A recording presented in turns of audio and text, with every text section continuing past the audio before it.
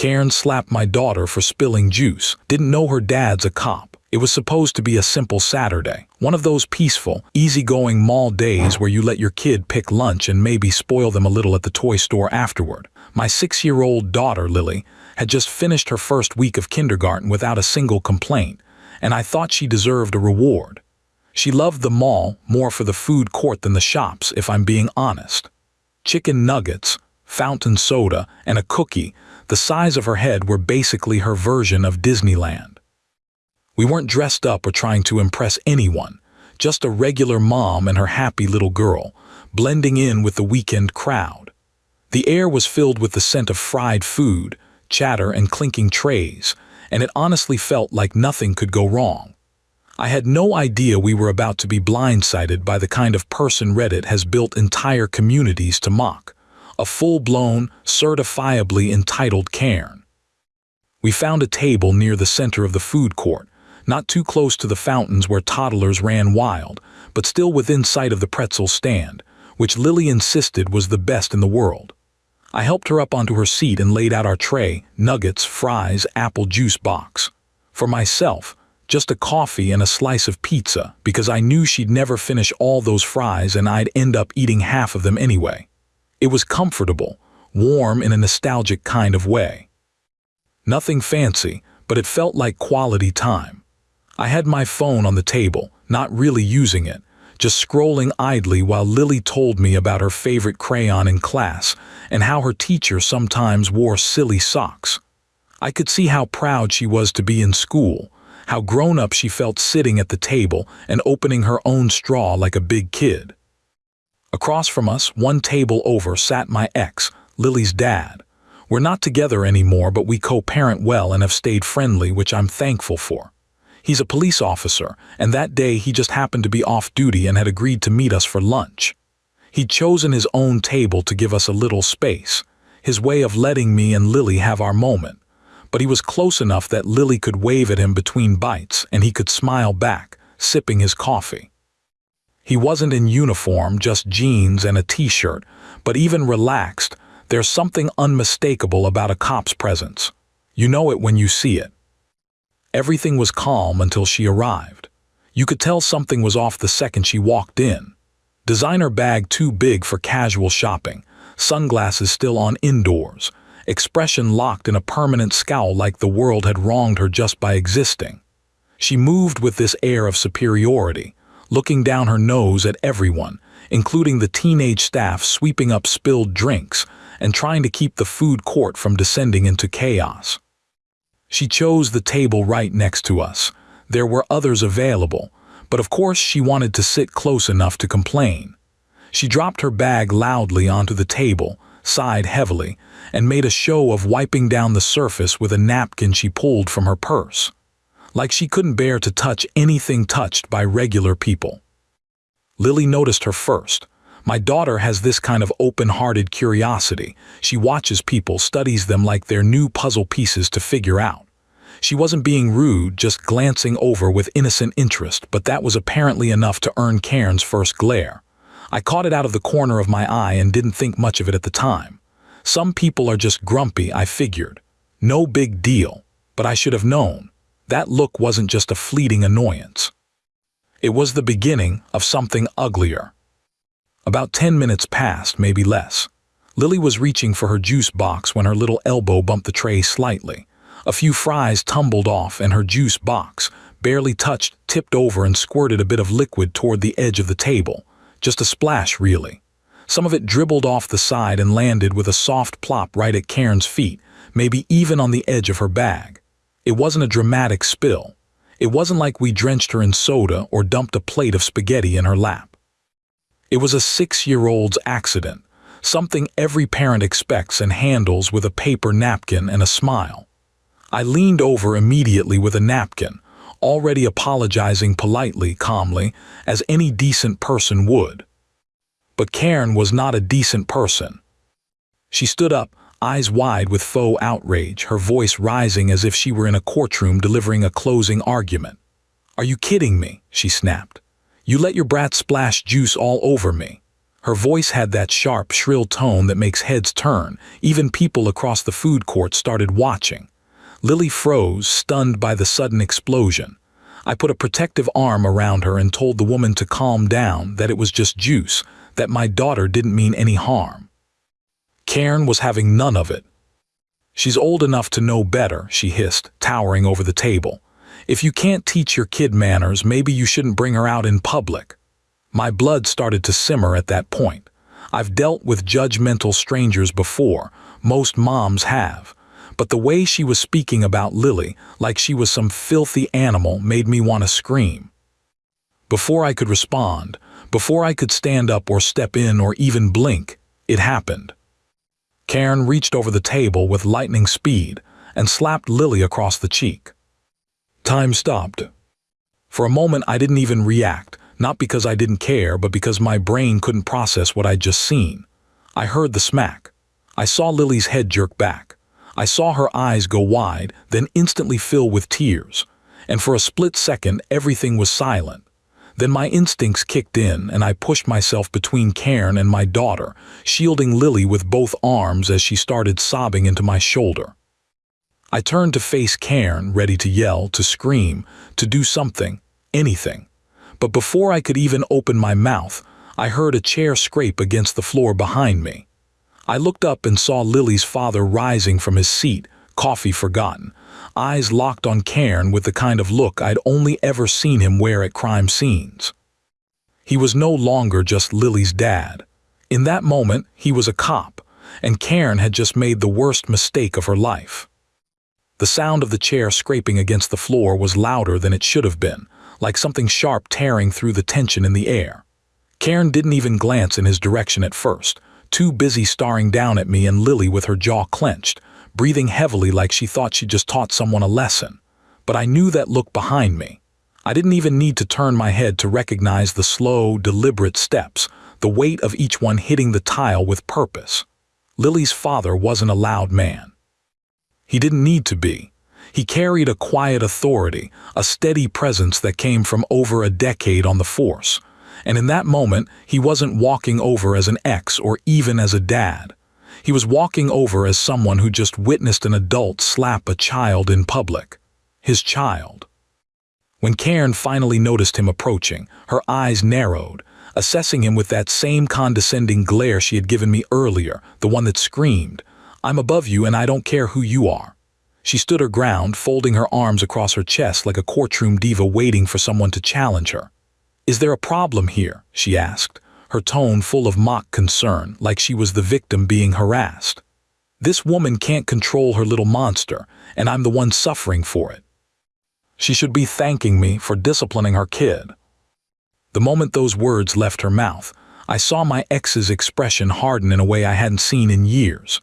He took a deep breath, not for her benefit, but for control, because I could tell every muscle in his body wanted to explode. Instead, he reached into his pocket and slowly pulled out his badge, holding it at chest level, unmistakably visible. The gold and blue gleamed in the harsh food court lighting. Karen's eyes dropped to it, and for the first time her smug posture faltered. "I'm Officer Daniels," he said in a calm, low voice, every word perfectly clear. "Off duty, but I've just witnessed you assault a 6-year-old child." He gestured toward Lily, who was still crying softly into my neck, her little fingers clutching the fabric of my shirt like it was the only thing anchoring her to reality. "That child is my daughter. You just slapped her across the face in public with witnesses. So yes, ma'am, there is a serious problem." Karen blinked, her mouth opening like she was about to fire back with some excuse or twisted version of events. But she hesitated. For the first time since entering the food court, she seemed unsure of herself. I think she expected my daughter to be alone with me, some tired, worn-out mom she could bulldoze and guilt-trip without consequences. What she hadn't expected was the child's father being not just present but a police officer, one who knew exactly how to handle her type. She tried to recover quickly, flipping the switch in her brain that so many like her have perfected, go from aggressor to victim in a blink. Her voice changed instantly, higher-pitched and trembling. "I didn't mean to hit her. She startled me and I just reacted. It was instinct." Her hand went to her chest like she was shocked we were making a big deal out of it. She splashed me with juice. My bag is ruined. She pointed to her expensive-looking purse, which had, at most, a few sticky droplets on one side. Daniels didn't even look at the bag. His focus was entirely on Karen's face, unwavering. You don't get to put your hands on someone else's child. I don't care if juice got on your bag, your shoes, or your hair. That's a minor. She's 6 years old. You assaulted her and now you're going to answer for it. He pulled out his phone and made a call, stepping aside slightly while still keeping an eye on her. I could hear him clearly as he gave the dispatcher his badge number and calmly requested a unit to the mall. Adult female, mid-40s, white, short blonde hair, white blouse, black skirt. Suspect in assault of a child. Witnesses present, victim on scene. I'm off duty and remaining on location. His professionalism was chillingly precise. Karen's eyes widened as she realized he was serious, that this wasn't going to go away just because she raised her voice or played the victim. She started to backpedal, hands raised slightly, still trying to salvage the situation. You can't seriously be calling the police on me. This is ridiculous. I barely touched her. You're going to ruin my life over a spoiled brat throwing juice. I stood up finally, positioning myself between her and Lily, my voice shaking but firm. She's 6. She spilled a little juice, and you slapped her across the face. My hands were still trembling from the adrenaline, but my voice found strength from somewhere deep inside. There is no excuse for what you did. None. Around us, other people were starting to gather. Not in a chaotic way, but in that subtle, unspoken crowding that happens when people know something serious is unfolding. A teenage girl across the way had pulled out her phone and was already filming, her eyes wide behind her phone screen. An older couple nearby whispered to each other while watching intently, and the employees behind the food court counters had paused their work, alert but not interfering. Everyone had heard the slap. Everyone had heard the yelling. And now they were watching it unfold like a real-life courtroom drama. Karen noticed the phones. Her posture stiffened and she suddenly reached for her bag, clearly trying to leave before the situation got worse. You people are insane, she muttered, grabbing her things. I'm not staying here to be harassed. But Daniels was faster. He stepped directly in her path, holding one hand out, not touching her but clearly blocking her escape. You're not going anywhere. You assaulted a child and you're going to stay right here until my colleagues arrive. If you try to run, I will detain you myself. Her eyes darted around looking for someone, anyone, to take her side. But there were none. No sympathetic strangers, no nods of agreement. Just silence and cell phones pointed in her direction. She was alone in her entitlement now, surrounded by people who had watched it all play out and knew exactly who was in the wrong. The irony was suffocating. Karen had marched into the food court acting like she owned the place, as if she could treat people however she wanted and no one would challenge her.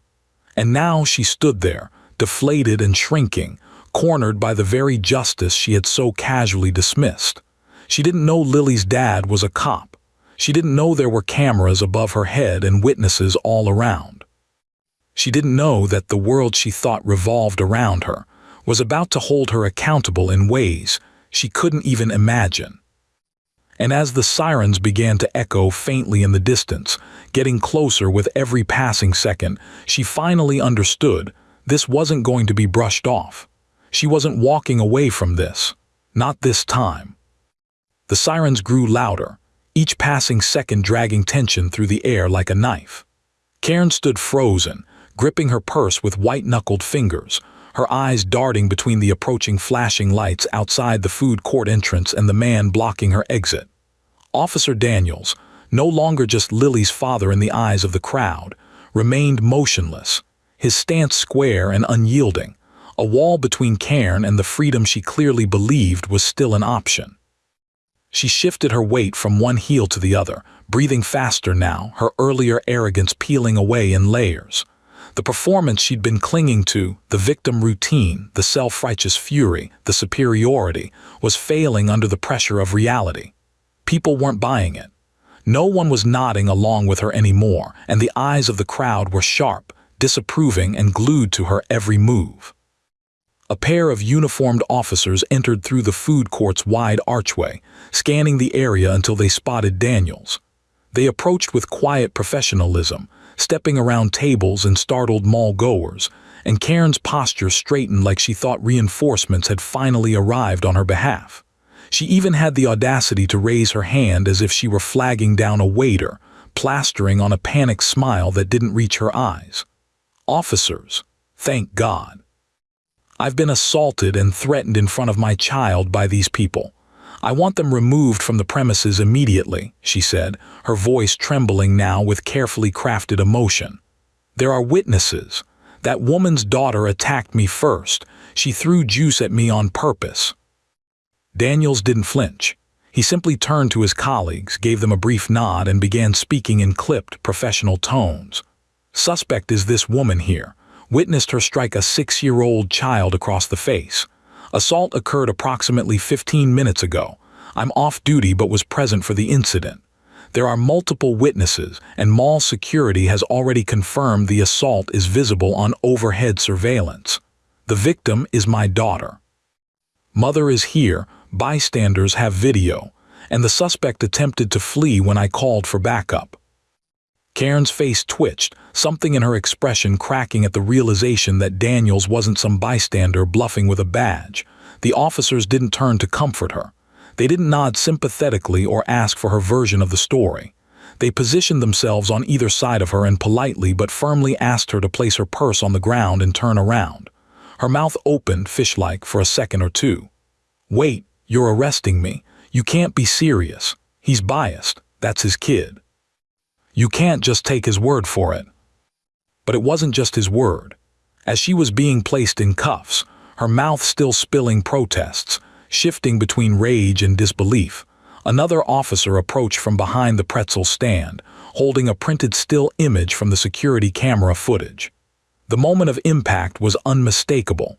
Lily's head turned to the side from the slap, and Karen's hand was clearly mid-motion, her expression caught in furious intensity. One of the mall security staff handed it off silently, and the arresting officer didn't even need to look at Karen again. "Ma'am, you have the right to remain silent," he began, reciting the Miranda rights as she went pale. All around us people began to speak. Voices rose cautiously at first, soft mutters, then louder declarations as strangers recounted what they had seen. "I saw the whole thing, officer," said a young woman near the ice cream stall, stepping forward with her phone still recording.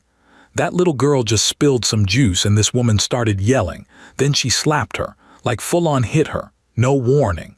A man holding a tray of Chinese food added, "It was unprovoked." Everyone was shocked. We all heard it. The sound echoed, man. It was brutal. A group of teenage girls showed officers the video they'd captured, shaky but clear, with Karen's voice unmistakably calling Lily a brat before lunging toward her. Despite her earlier bravado, Karen was starting to crumble. Her hair, once perfectly styled, now hung limp around her face as she was led away through the mall entrance, passing by a growing sea of curious bystanders and whispering shoppers.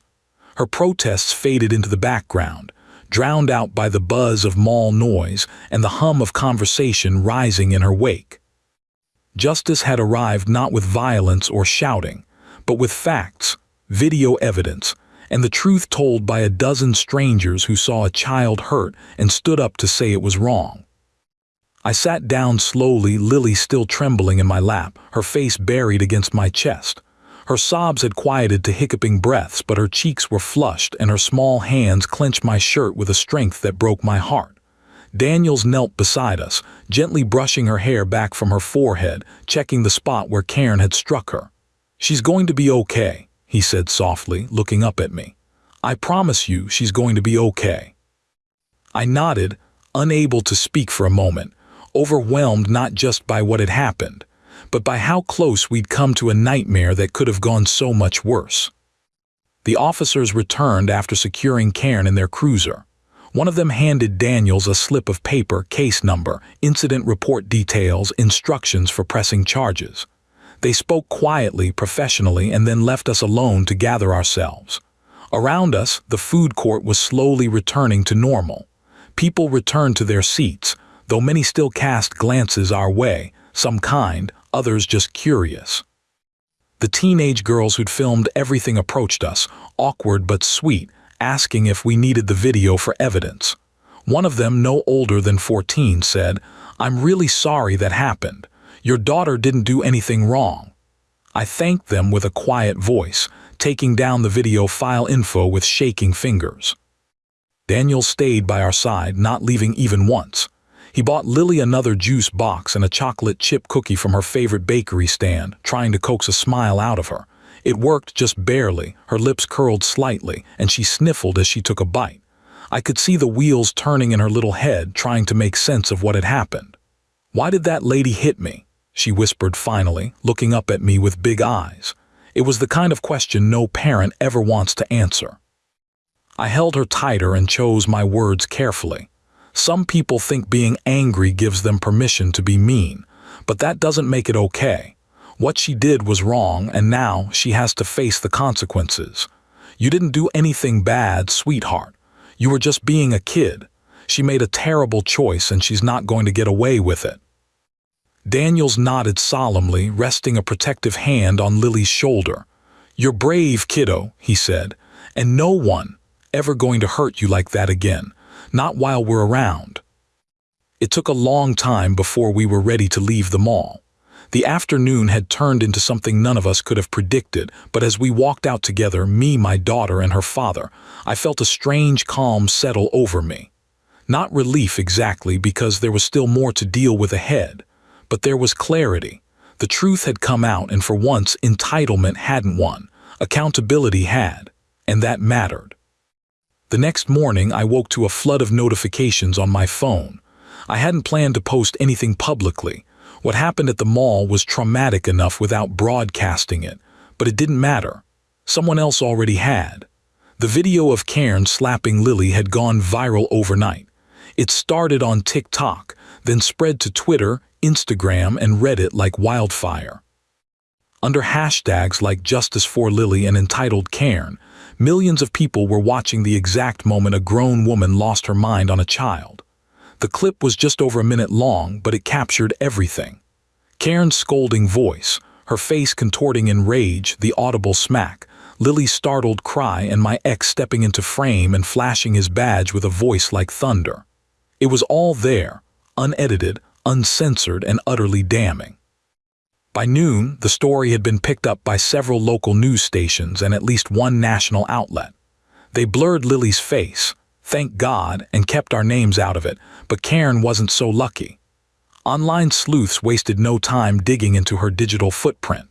Within hours, her full name, place of employment, and even her role as a board member for some neighborhood homeowners association were circulating freely.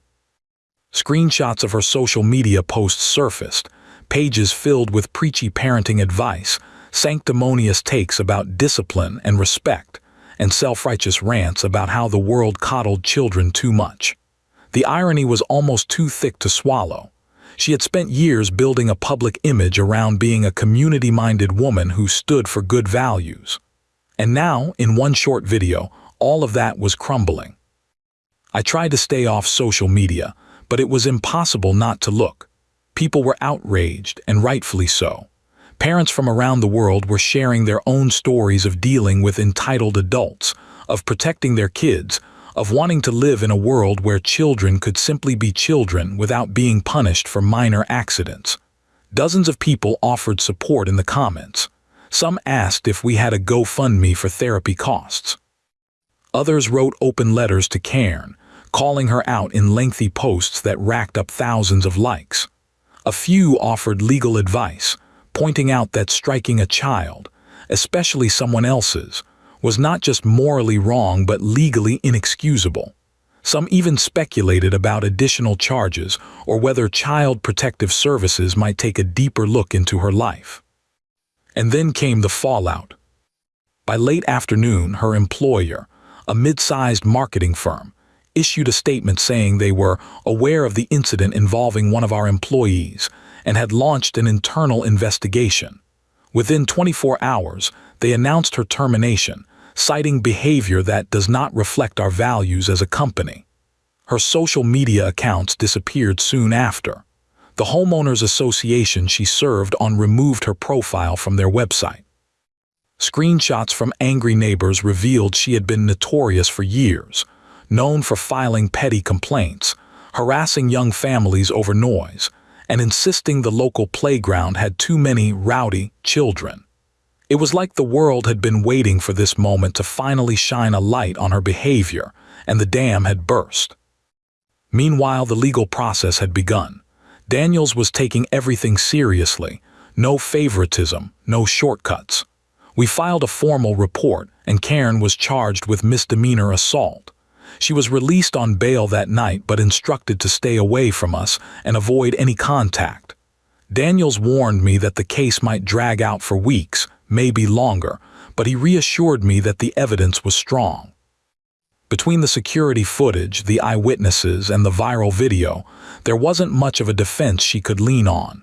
Still, he urged me to prepare for the usual tricks: crocodile tears, claims of mental distress, maybe even a countersuit. Entitled people rarely accepted responsibility without a fight. Lily didn't fully understand what was happening online, and we wanted to keep it that way. She knew the lady from the mall was in trouble. She knew what happened to her was wrong, but she didn't need to know that millions of strangers were talking about her, even if most were sending love and support. Daniels and I agreed, no internet for Lily until things cooled down. We took turns watching her, playing board games, reading books, and making sure she felt safe. Her cheek was still a little pink the next day, but she was bouncing back in small, steady ways. She laughed when Daniels put peanut butter on the wrong side of the sandwich. She giggled when I let her have 2 cookies before dinner. Each little sound felt like a stitch mending something torn inside of me. But even as things started to stabilize at home, the story kept spreading. The Reddit post someone had written exploded in popularity under the Entitled People subreddit. The title, "Karen slapped a 6-year-old in a mall because of a juice spill, didn't know her dad was a cop," was just sensational enough to pull people in, and the post laid out the incident in dramatic detail. People dissected it in the comments, praising Daniels for staying calm, calling Karen's behavior textbook narcissism, and demanding tougher consequences. Some called for her to be banned from malls altogether. A few argued that misdemeanor assault wasn't enough and that she should face felony child abuse charges. The outrage was palpable, pulsing through every post, every thread. One night as I scrolled through the top Reddit comments under a burner account, I stumbled upon a comment that hit me in the gut. "That little girl will always remember the day someone hit her in public, and the day the whole world stood up for her." I stared at those words for a long time. They were right. Lily wouldn't forget this, not entirely, but maybe she wouldn't remember the slap most of all. Maybe she'd remember how her parents protected her. How strangers she never met refused to look away. How people rallied around a child simply for being a child. And maybe that mattered more than anything else. Still, the trial was looming. Daniels explained that Karen had pleaded not guilty, which wasn't surprising. People like her rarely believe they've done anything wrong. She had hired a lawyer and was already making noise about emotional trauma and public defamation, trying to flip the narrative in a last-ditch effort to salvage her life. But with every new video share, every eyewitness statement, and every official piece of documentation added to the case file, the walls were closing in. I wasn't worried about the outcome. The truth was on our side, but the experience had left a scar not just on Lily but on me. For a moment I had felt powerless, watching someone attack my child while the world stood still. That helplessness didn't vanish just because justice was in motion. But what replaced it, slowly and steadily, was a kind of fire.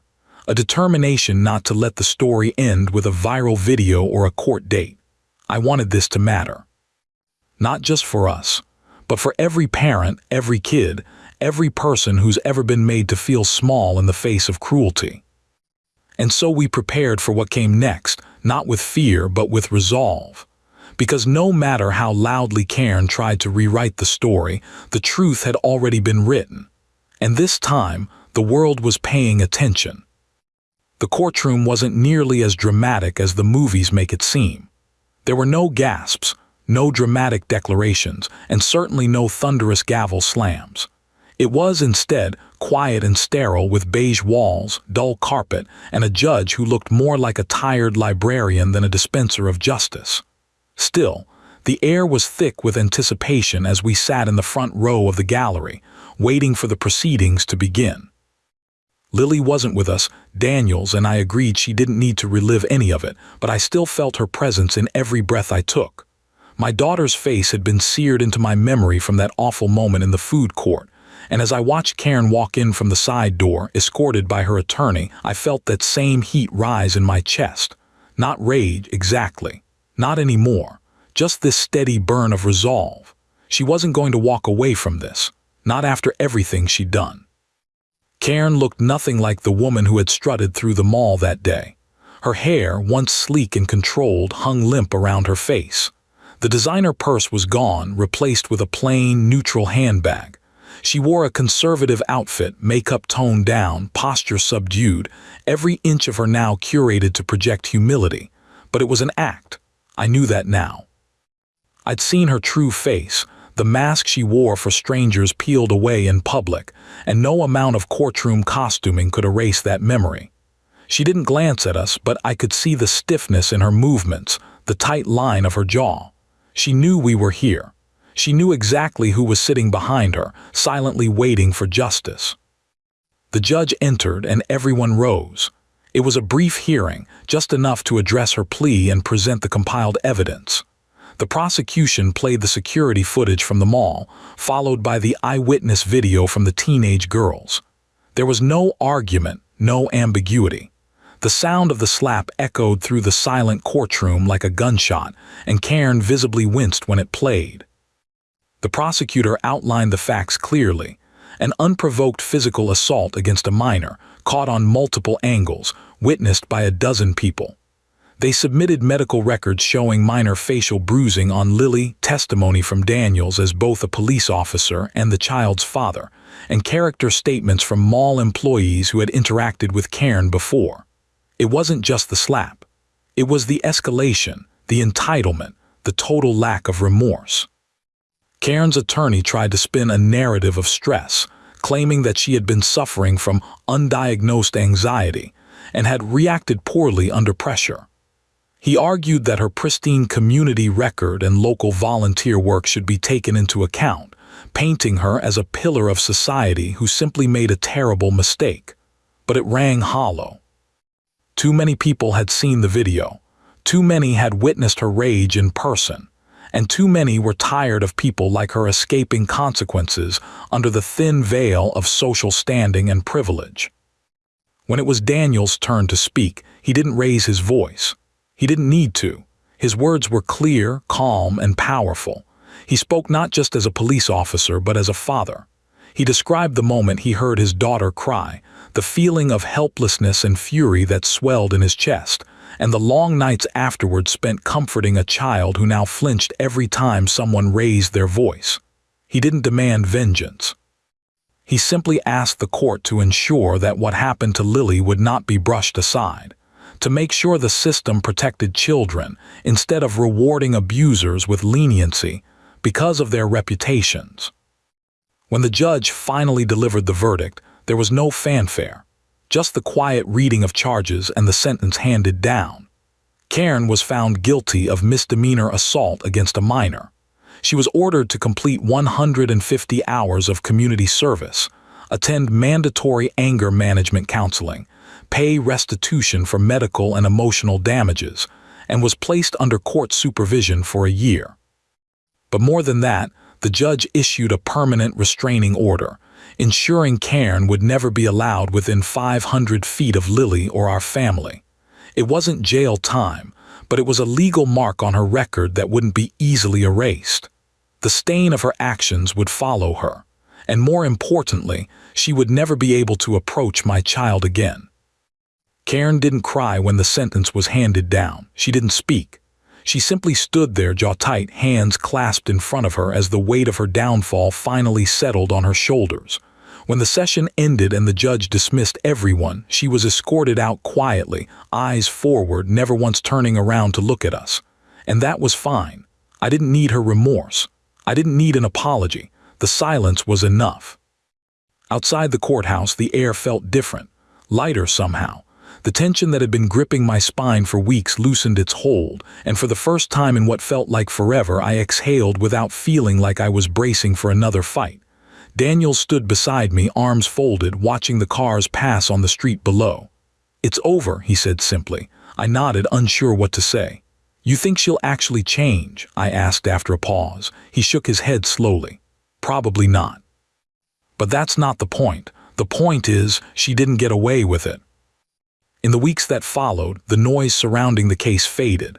The internet moved on, as it always does, to the next story, the next outrage, the next person caught being awful on camera. But the impact remained. Our small community never forgot what happened. Karen's absence from the HOA was permanent. Parents who once nodded politely now came up to us in the park or grocery store to offer kind words or quietly check in. And Lily, she healed. Slowly, with patience and love. The nightmare stopped. The flinches became fewer, and her laughter returned with its full brightness, filling our home like sunlight. She never asked about Karen again. She didn't need to. What she remembered was that her parents stood by her, that strangers defended her, and that when something terrible happened, the world didn't look away. It listened. It cared. And it did something. For her, that was enough. And for me, it always will be.